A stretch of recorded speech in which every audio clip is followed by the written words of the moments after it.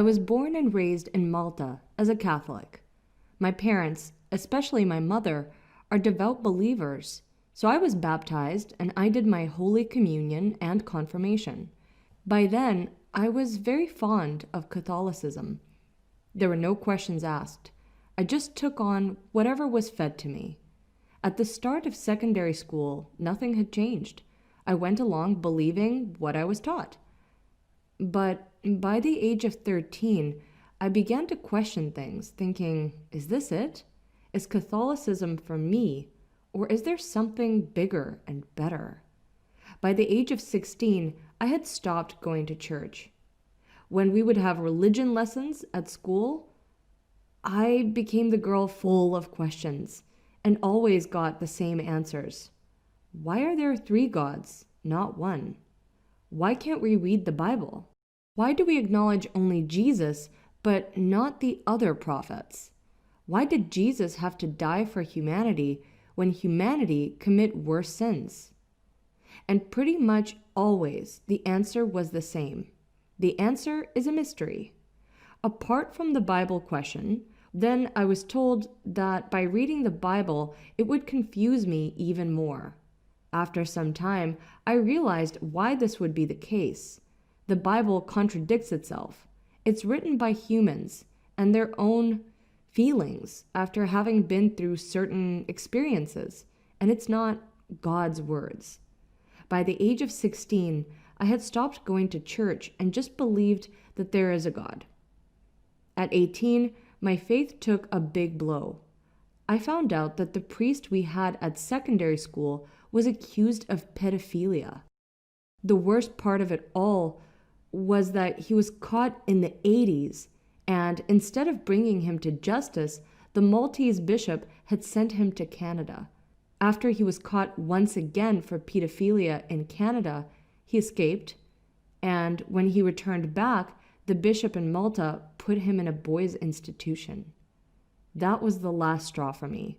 I didn't want to believe in a religion that didn't condemn these things. It was around that time my great-grandma passed away, and I was angry, and unfortunately took it against God. I stopped believing in anything. Back then, my friends didn't believe in anything either, so it was an easy thing to do. When I was 19, I met my current husband.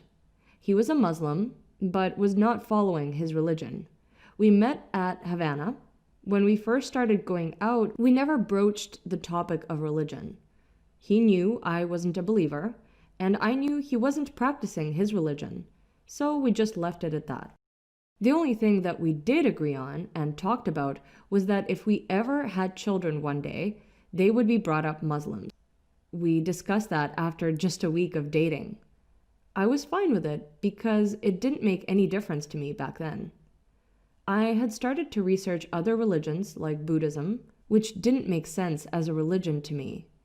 Buddha was a prince who gave all his money to the poor and was made a god for that. I also looked at Hinduism, a religion with over 200 gods. It was too confusing. Then I looked into different forms of Christianity, but it was all pretty much covering the same ground I had learned about as a child.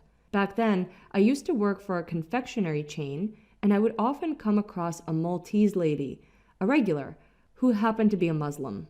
One day, I plucked up the courage to speak to her. As soon as she left the shop, I stopped her and asked if she could help shed some light on this religion. I told her I just wanted to find out a bit more, the basics and what it consists of, and that I had no intention of becoming Muslim myself.